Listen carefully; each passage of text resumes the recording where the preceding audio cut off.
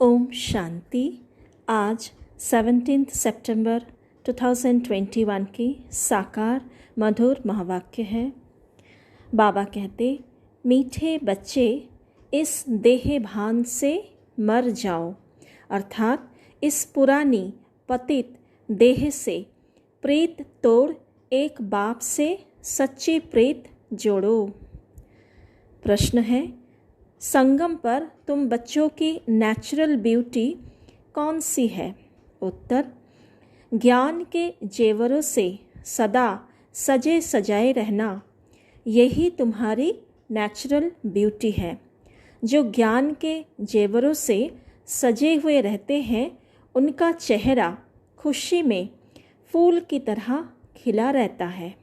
अगर खुशी नहीं रहती तो जरूर कोई देह अभिमान की आदत है, जिससे ही सब विकार उत्पन्न होते हैं। तो संगम युग पर बाबा रोज हमें ज्ञान मुरली से, ज्ञान की मधुर महावाक्यों से श्रृंगार करते हैं।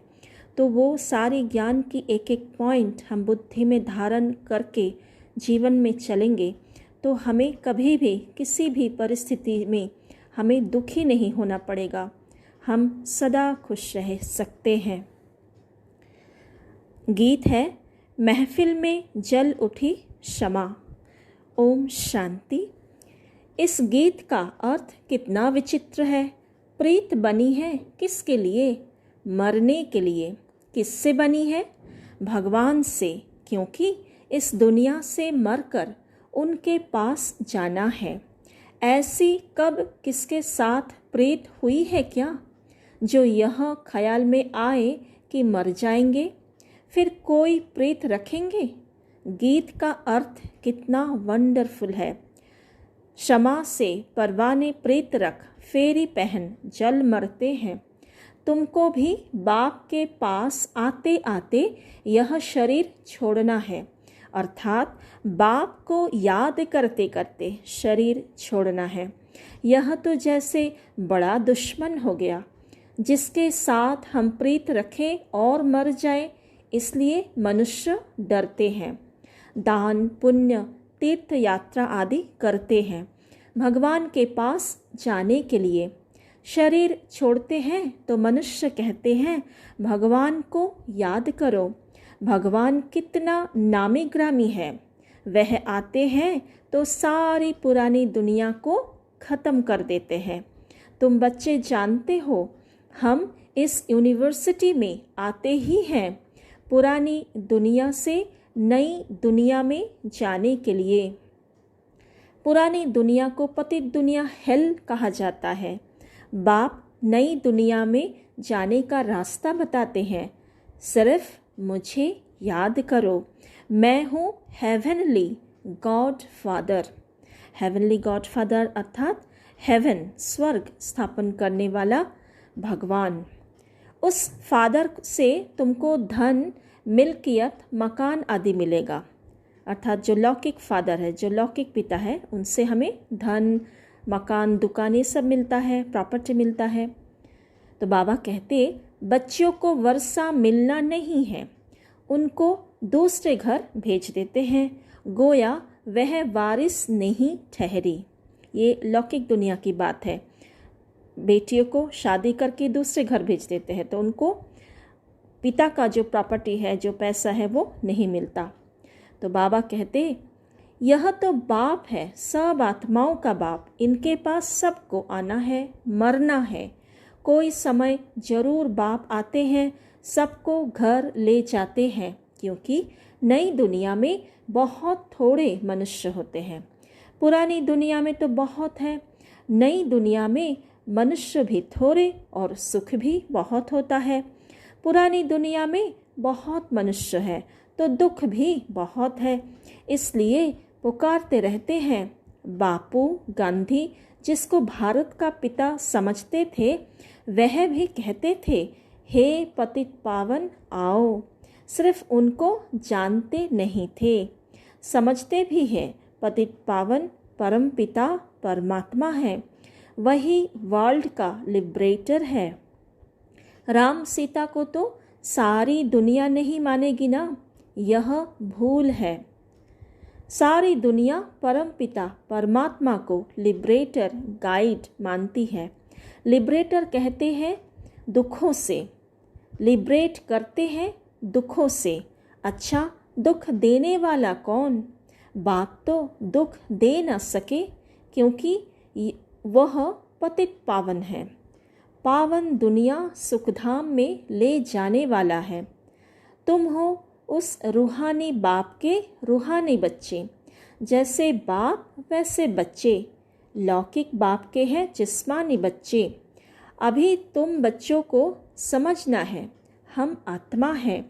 परम पिता परमात्मा हमको वर्षा देने आए हैं। हम स्टूडेंट हैं, यह भूलना नहीं चाहिए।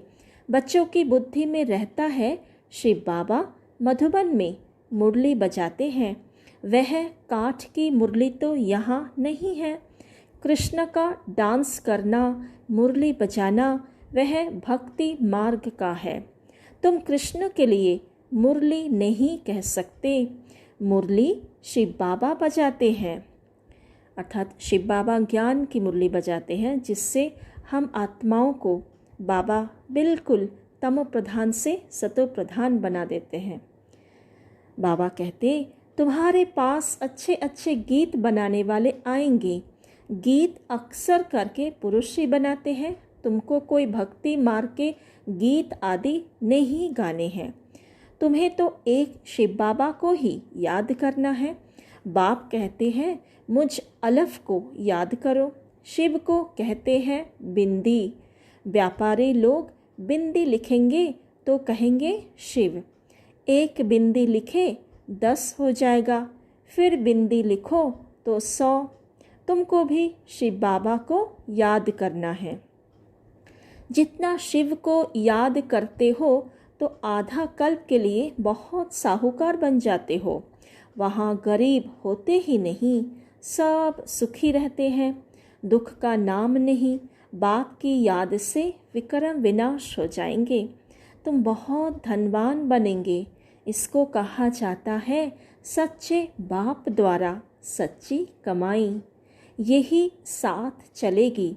मनुष्य सभी खाली हाथ जाते हैं, तुमको भरतू हाथ जाना है।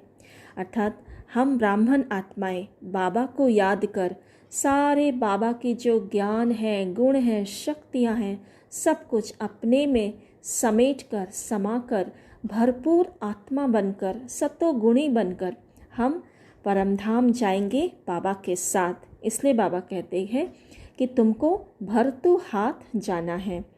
बाप को याद करना है और पवित्र बनना है। बाप ने समझाया है प्योरिटी होगी तो पीस प्रॉस्पेरिटी मिलेगी। तुम आत्मा पहले पवित्र थी, फिर अपवित्र बनती हो।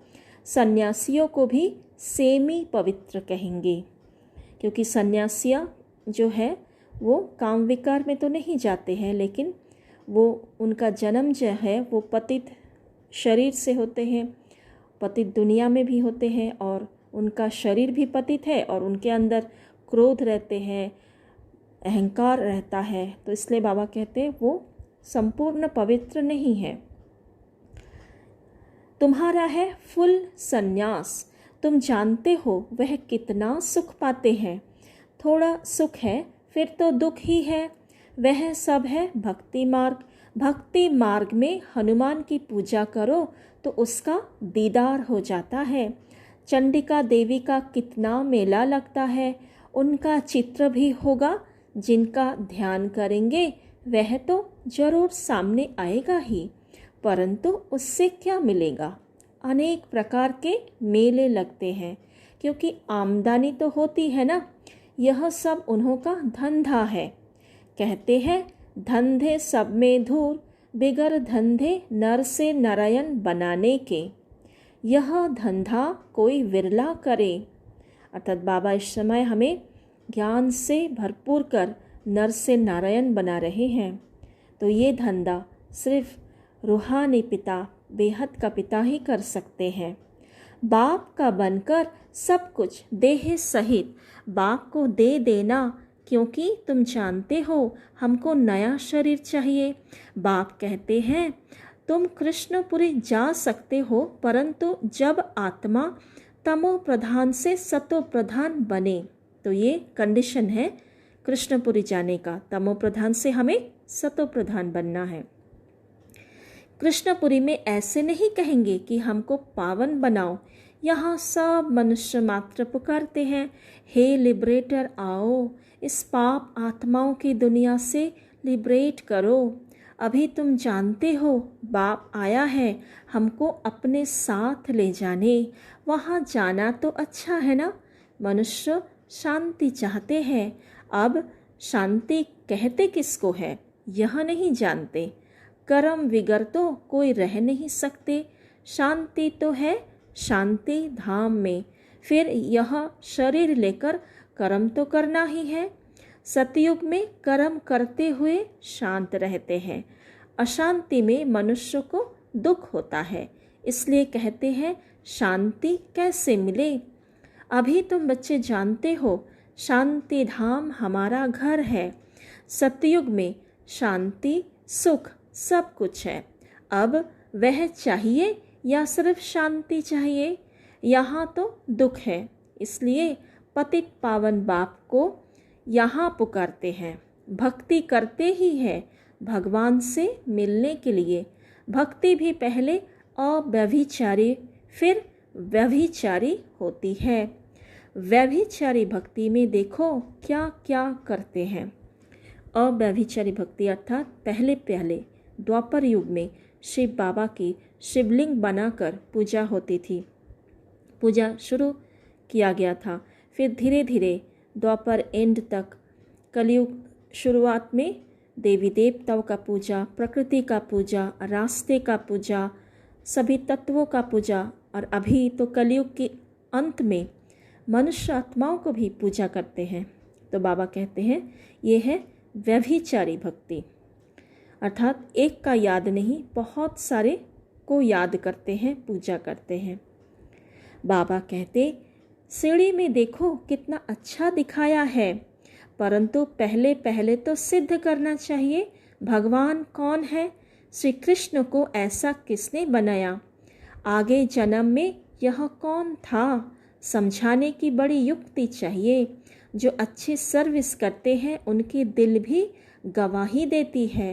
यूनिवर्सिटी में जो अच्छी रीति पढ़ेंगे वह जरूर दिखे जाएंगे।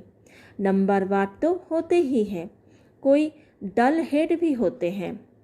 शिव बाबा को आत्मा कहती है मेरी बुद्धि का ताला खोलो। बाप कहते हैं बुद्धि का ताला खोलने के लिए ही तो आया हूँ, परंतु तुम्हारे कर्म ही ऐसे हैं जो ताला खुलता ही नहीं। फिर बाबा क्या करेंगे, बहुत पाप किए हुए हैं। अब बाबा उनको क्या कहेंगे।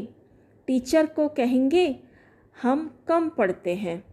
टीचर क्या करेंगे, टीचर तो कोई कृपा नहीं करेंगे, करके एक्स्ट्रा टाइम रखेंगे। वह तो तुमको मना नहीं है। प्रदर्शनी खाली पड़ी है, बैठकर प्रैक्टिस करो।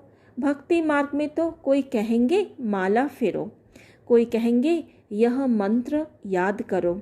यहाँ तो बाप अपना परिचय देते हैं। बाप को ही याद करना है जिससे वर्षा मिलता है। सतयुग में तो पारलौकिक बाप का वर्षा मिल जाता है, फिर याद करने की दरकार ही नहीं रहती। 21 जन्मों के लिए वर्षा मिल जाता है, तो बाप से अच्छी रीति से वर्षा लेना चाहिए ना। इसमें भी बाप कहते हैं विकार में कभी नहीं जाना। थोड़ी भी विकार की टेस्ट बैठी तो फिर वृद्धि हो जाएगी। सिगरेट आदि की एक बार टेस्ट करते हैं तो संग का रंग झट लग जाता है, फिर उस आदत को छुड़ाना मुश्किल हो जाता है। बहाना कितने करते हैं, आदत कोई नहीं डालनी चाहिए। छी आदतें मिटानी है। बाप कहते हैं जीते जी देह का भान छोड़ो, मुझे याद करो। देवताओं को भोग हमेशा पवित्र ही लगाया जाता है, तो तुम भी पवित्र खाओ। अभी तुम बच्चों को फुल माफिक हर्षित रहना चाहिए। फुल माफिक हर्षित रहना चाहिए। कन्या को पति मिलता है तो मुखड़ा खिल जाता है ना। अच्छे जेवर आदि कपड़े पहनती है तो चमक उठती है। अभी तो ज्ञान के जेवर पहनते हो, वहाँ स्वर्ग में तो नेचुरल ब्यूटी रहती है। कृष्ण का नाम ही है सुंदर। राजा रानी प्रिंस प्रिंसेस सब सुंदर होते हैं। वहाँ प्रकृति भी सतोप्रधान हो जाती है। लक्ष्मी नारायण जैसे नेचुरल ब्यूटी यहाँ कोई बना ना सके। उनको कोई इन आँखों से देख थोड़े ही सकते हैं। हाँ, साक्षात्कार होता है, परंतु साक्षात्कार से कोई हूबहू चित्र बना थोड़ी सकेंगे। हाँ, कोई आर्टिस्ट को साक्षात्कार हो जाए और उसी समय बैठ बनाए, परंतु है मुश्किल। तो तुम बच्चों को बहुत नशा रहना चाहिए। अभी बाबा हमको लेने लिए आया है। बाबा से हमें स्वर्ग का वर्षा मिलता है। यह हमारे 84 जन्म पूरे हुए। ऐसे ऐसे ख्याल बुद्धि में होने से खुशी होगी। विकार का जरा भी ख्याल नहीं आना चाहिए। बाप कहते हैं काम महाशत्रु है। द्रौपदी ने भी इसलिए पुकारा है ना। बाप कहते हैं तुम एक मेरे से ही सुनो और यही श्रीमत औरों को सुनाओ। फादर सोज सन, सन सोज फादर। फादर कौन? शिव फादर। अर्थात जैसा पिता वैसा बच्चा, जैसा बच्चा वैसा पिता। बच्चा जैसा होगा उसको देखकर पिता कैसा है वो पता चलता है ना। तो बाबा कहते शिव और सालिग्राम का गायन है। शिव बाबा जो समझाते हैं उस पर फॉलो करो। फॉलो फादर, यह गायन उनका है। बाबा कभी कभी कहते हैं फॉलो ब्रह्मा बाबा, अर्थात ब्रह्मा बाबा की जीवन जो है वो हमारे सामने एक एग्जाम्पल है। तो हमें ब्रह्मा बाबा को भी फॉलो करना है। कैसे ब्रह्मा बाबा हर बात पे निश्चिंत रहते थे, सब शिव बाबा की श्रीमत अनुसार हर कार्य करते थे, ये भी फॉलो करना है। लेकिन आज बाबा ने कहा फॉलो फादर, अर्थात शिव बाबा को फॉलो करना है, माना शिव बाबा की मत पर चलना है। तो बाबा कहते मीठे बच्चे फॉलो कर पवित्र बनो। फॉलो करने से ही तुम स्वर्ग के मालिक बनेंगे। लौकिक पाप को फॉलो करने से 63 जन्म तुम सीढ़ी नीचे उतरते हो। अब पारलौकिक बाप को फॉलो कर ऊपर चढ़ना है। यहाँ फॉलो करना माना बाबा को सुनना, बाबा जैसे कहते हैं वैसे करना, बाप के साथ जाना है। बाप कहते हैं एक एक रतन लाखों रुपए का है। बाप रोज समझाते रहते हैं मीठे मीठे बच्चों, पहले पहले सबको 2 बाप का परिचय देना है। लौकिक बाप वर्षा देते हैं पतित बनने का, पारलौकिक बाप वर्षा देते हैं पावन बनने का। कितना फर्क है। अब पारलौकिक बाप कहते हैं पावन बनो। विकार में जाने वाले को पतित कहा जाता है। तुम्हारी मिशन है पतितों को पावन बनाने का रास्ता बताने वाली। पारलौकिक बाप भी अभी कहते हैं पावन बनो, जबकि विनाश सामने खड़ा है। तो अब क्या करना चाहिए? जरूर पारलौकिक बाप की मत पर चलना चाहिए ना। प्रदर्शनी में भी यह भी प्रतिज्ञा लिखनी चाहिए, लिखानी चाहिए। पारलौकिक बाप को फॉलो करेंगे, पतित बनना छोड़ेंगे, लिखो। बाप ही गारंटी लेते हैं, तुम भी गारंटी ले सकते हो। तुम पतित बनते ही क्यों हो जो फिर पुकारते हो हे पतित पावन आओ। सारी बात ही है प्योरिटी पर। तुम बच्चों को दिन प्रतिदिन खुशी रहनी चाहिए। हमको बाप स्वर्ग का वर्षा दे रहे हैं। अच्छा, आइए आज हम ब्रह्मा बाबा के मुख से बाप दादा के डायरेक्ट याद प्यार लेते हैं।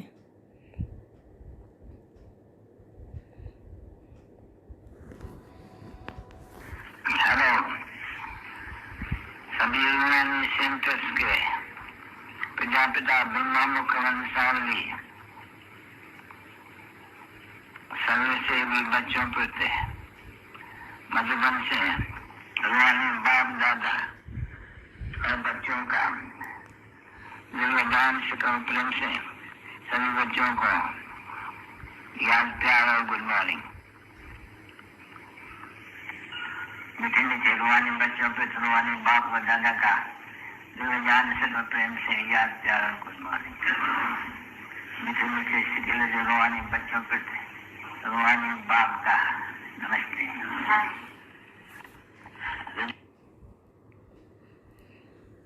हम रूहानी बच्चों की रूहानी माता पिता बाप दादा को याद प्यार गुड मॉर्निंग और नमस्ते। शुक्रिया बाबा। धारणा के लिए मुख्य सार।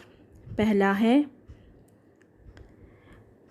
कोई भी गंदी अर्थात छी आदत नहीं डालनी है। जीते जी देह का भान छोड़ना है। फूल महाफिक हर्षित रहना है। दूसरा, पारलौकिक बाप को फॉलो कर पावन बनना है। उनकी श्रीमत पर चलने की प्रतिज्ञा करनी और करानी है। आज का वरदान, अपनी श्रेष्ठ वृत्ति द्वारा वायुमंडल बनाने वाले सदा शक्तिशाली आत्मा भव। अपनी श्रेष्ठ वृत्ति द्वारा वायुमंडल शुद्ध वायुमंडल बनाने वाले सदा शक्तिशाली आत्मा भव। जो सदा अपनी श्रेष्ठ वृत्ति में स्थित रहते हैं वे किसी भी वायुमंडल वाइब्रेशन में डगमग नहीं हो सकते। वृत्ति से ही वायुमंडल बनता है। यदि आपकी वृत्ति श्रेष्ठ है तो वायुमंडल शुद्ध बन जाएगा। कोई वर्णन करते हैं कि क्या करे, वायुमंडल ही ऐसा है, वायुमंडल के कारण मेरी वृत्ति चंचल हुई, तो उस समय शक्तिशाली आत्मा के बजाय कमजोर आत्मा बन जाते हैं। लेकिन व्रत अर्थात प्रतिज्ञा की स्मृति से वृत्ति को श्रेष्ठ बना दो तो शक्तिशाली बन जाएंगे। तो वृत्ति क्या है? हम जो मन में संकल्प चलाते हैं, वो संकल्प बार बार जो संकल्प रिपीट करते हैं, बार बार करते हैं, उसी की वृत्ति बनती है। क्योंकि संकल्प एक शक्ति है, ऊर्जा है, तो उसी शक्ति चारों ओर उसकी किरणें फैलती हैं। तो अगर हम सारा दिन श्रेष्ठ संकल्प में ही रहे, हर एक के प्रति कोई कैसा भी हो, अच्छा सोचें, शुभ चिंतन करें, ज्ञान की चिंतन करें, मनन करें, ज्ञान की पॉइंट को रिवाइज करें, बाबा की मुरली बार बार सुने, तो हमारी वृत्ति श्रेष्ठ संकल्प की वृत्ति हो जाएगी। तो वो शुद्ध वृत्ति बन जाएगी। तो शुद्ध वृत्ति से वायुमंडल भी चेंज हो जाएगी। तो हमारी स्थिति भी बहुत ऊंची और श्रेष्ठ अचल अडल बन जाएगी, शक्तिशाली बन जाएगी। तो बाबा कहते, तो हमेशा अपनी वृत्ति को श्रेष्ठ बनाओ तो वाइब्रेशन भी श्रेष्ठ बन जाएगा। आज का स्लोगन, गुण मूर्त बनकर सर्व को गुण मूर्त बनाना ही महादानी बनना है। गुण मूर्त बनकर सर्व को गुण मूर्त बनाना ही महादानी बनना है। अर्थात हम जब कोई भी कर्म करें तो हम आत्मा की गुणों में रहे। जैसे आत्मा इस समय बाबा ने हमें कहा कि तुम्हें सदा खुश रहना है, हर्षित रहना है।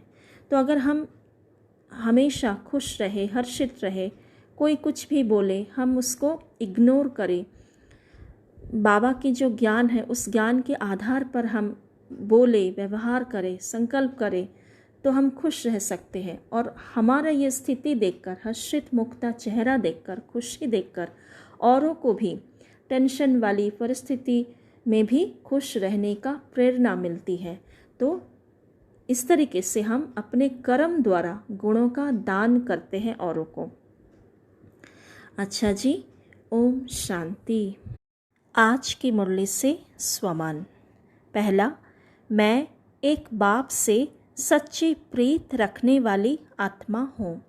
मैं एक बाप से सच्ची प्रीत रखने वाली आत्मा हूँ। दूसरा, मैं आत्मा ज्ञान की जेवरों से सदा सजे सजाए रहती हूँ। मैं आत्मा ज्ञान के जेवरों से सदा सजे सजाए रहती हूँ। तीसरा, मैं हर्षित मुख आत्मा हूँ। मैं हर्षित मुख आत्मा हूँ। चौथा, मैं आत्मा पारलौकिक बाप को फॉलो कर पावन बन रही हूँ। मैं आत्मा पारलौकिक बाप को फॉलो कर पावन बन रही हूँ। पांचवा, मैं अपनी श्रेष्ठ वृत्ति द्वारा शुद्ध वायुमंडल बनाने वाली आत्मा हूँ। मैं अपनी श्रेष्ठ वृत्ति द्वारा शुद्ध वायुमंडल बनाने वाली आत्मा हूँ। छठा, मैं सदा शक्तिशाली आत्मा हूँ। मैं सदा शक्तिशाली आत्मा हूँ। सातवां, मैं गुणमूर्त आत्मा हूँ। मैं गुणमूर्त आत्मा हूँ। आठवां, मैं महादानी आत्मा हूँ। मैं महादानी आत्मा हूँ। आइए बड़ी खुशी से, नशे से बाबा को याद करते हैं।